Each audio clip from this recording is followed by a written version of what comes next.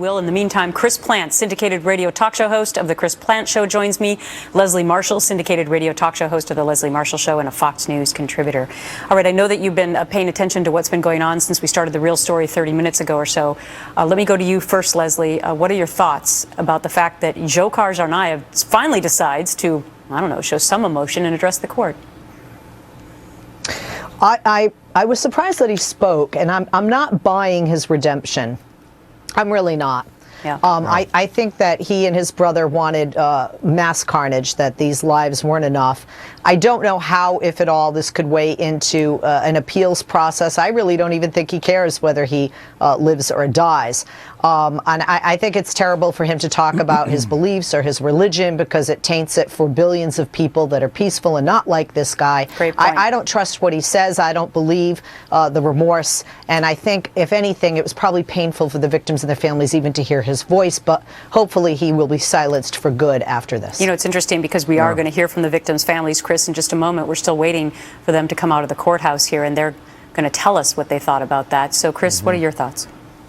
Well, I'd like to second everything that Leslie said. How about that? I'd like to agree with everything that Leslie said. And I think, you know, his statements are reprehensible. The idea that he would murder people and then pray for their well-being is disgusting. It shows how twisted and tortured this ideology is that was behind the murder of these people in Boston and the maiming of so many others, along with his brother. It shows how awful and psychologically twisted the ideology is as it continues to rage around the world. It's a little sample of the insanity of radical Islam. You know, it's interesting because we just had attorneys on about 15 minutes ago, and they said it actually doesn't really affect the appeals process at all, unless they can maybe, you know, prove that he wanted to tell his story of remorse earlier and was not allowed to do so via his attorneys or something like that. But the truth was in how he acted in court, was it not, Leslie?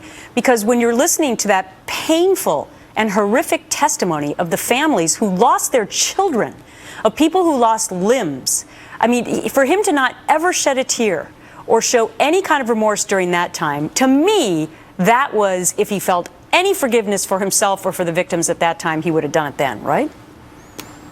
Yes, and also he claims he was fixing his hair at a video camera in the hallway. He was, you know, shooting somebody, flipping the bird, as we used to say, from Boston, where I am originally from. And, you know, and again, some people say, well, now he's seen the faces of those he's killed, the victims, especially that young boy. But he had that opportunity in court. And I agree with you, Gretchen. There was no visible showing of remorse of any kind, not anything on his face, no expression. And that's one of the reasons that I don't buy this redemption speech, if you will, today. All right. Yeah. While we're still waiting for the families to come out, I just want to switch topics for a quick moment, Chris, because there's something else significant that happened today, and that's the political fallout from the Obama administration's new policy on paying ransom for hostages. So some lawmakers have been warning that this could have dangerous consequences. Other people think it's a good idea. Chris, where do you stand on this? You know, it's a policy that has worked for us for decades, for more than a generation now.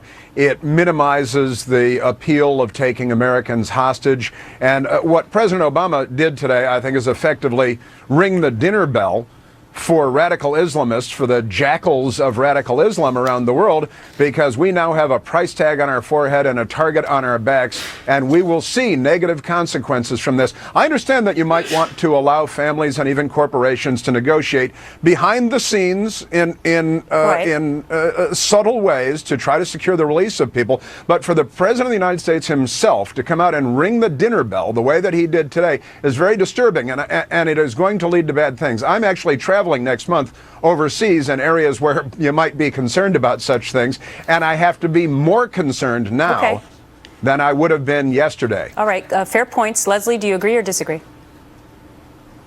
You know, as a mother, and I know you are too, Gretchen, by any means necessary to get my kid back, even if it would possibly bring charges against me. I don't think what the president did will affect decisions of people. The problem here is, I don't agree with Chris 100%, but here is my problem. And it's not even about negotiating with terrorists, to be honest. It's more about negatively affecting possible rescue attempts, or any kind of work being done by Interpol or FBI, CIA to try and get that and other hostages back. That's my main concern. All right. And so I'm not sure it's done as bad as Chris has said. I don't think that. I think that ISIS are going to kidnap people and kill people because that's what they want. All right. Got to wrap it there, guys, because we're still awaiting the families to come out in the Tsarnaev case. A lot going on today. Chris and Leslie, thank you so much. Thanks, Gretchen.